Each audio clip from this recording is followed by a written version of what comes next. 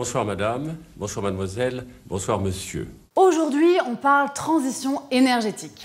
C'est parti! C'était une transition énergétique.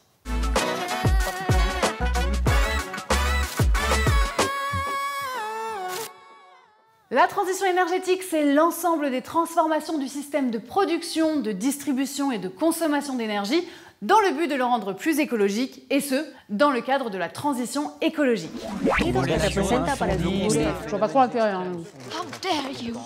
L'objectif est ainsi de remplacer les énergies fossiles par des énergies renouvelables. Le soleil, Issues du soleil, l'éolien, issues de l'air, l'hydraulique, issues de l'eau, la géothermie issues de l'énergie de la Terre. et la biomasse. Wow! Issues des issues.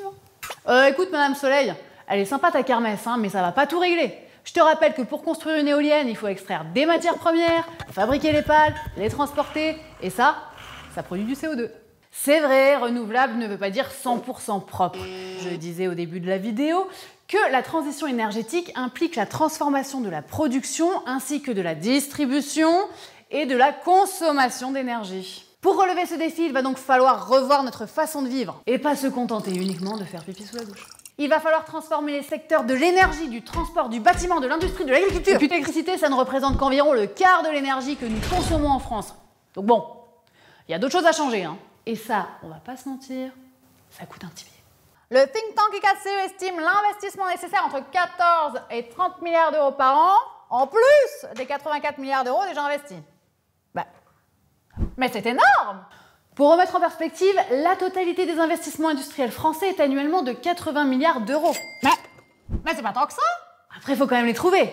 Pour cela, plusieurs pistes sont évoquées. Aide pour améliorer la performance des bâtiments, investissement technologique pour améliorer l'efficacité énergétique, nouvelles formes de financement comme la taxe carbone.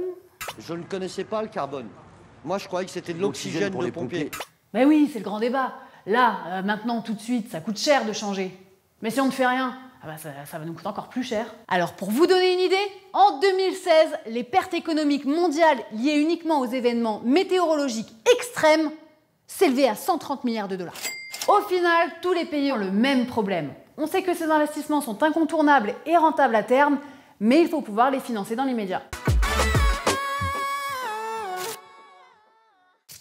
J'ai 5 dollars. De quoi? C'est des billets verts?